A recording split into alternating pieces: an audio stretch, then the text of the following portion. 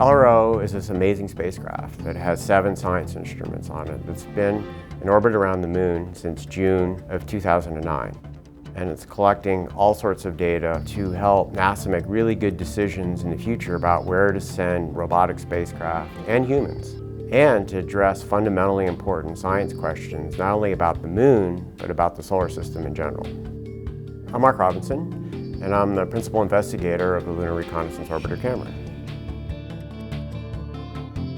Okay, what is LROC? That's a great question. Sounds like one camera, Lunar Reconnaissance Orbiter camera, but it's not. It's actually 3 cameras. There's 2 identical narrow-angle cameras that are very high resolution. They're pixels about this big, 50 centimeters, and it was designed so that you could look at a human scale on the surface to find safe and engaging landing sites. Then there's a 3rd camera, a wide-angle camera, which is literally about this big. It maps the moon in UV and visible wavelengths, and its key purpose is to look at compositional differences for both scientific and resource evaluation.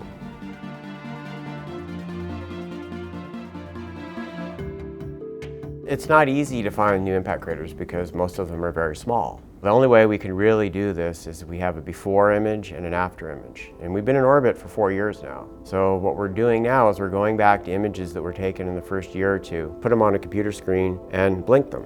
And then it becomes really obvious, oh look, there's a new crater there because it wasn't in the before, it's in the after, before, after. And we call these temporal pairs. So now we have several thousand pairs. And to sit down and look at every single pixel in all those images would probably take one person, 10 or 20 or 30 years. So we started working on an algorithm or a computer program that searches the images by using a little template, the before and after pairs, and it automatically finds them. It gets like about a 90% success rate. So far we found hundreds of changes on the surface. Many of them are too small to really know for sure if they're craters or if they're secondary craters. But we have found over 25 that were absolutely positively confirmed craters. You can see the rim and the ejecta. And we've also made this amazing discovery that we find secondary craters related.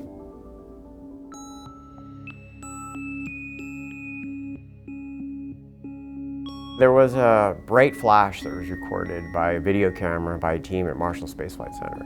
And it was the brightest flash they recorded, so it must be therefore one of the biggest craters.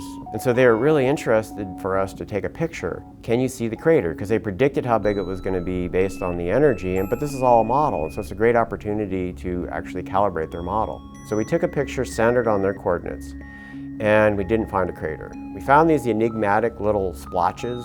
There was something disturbance of the soil that wasn't in the original image, but we didn't know what it was. So we thought, okay, well, their coordinates were off a little bit because their pixels are really big from their camera. In fact, their pixels are bigger than our image footprints. So I said, okay, no problem. We'll move over to the west and we'll take we're building up a mosaic.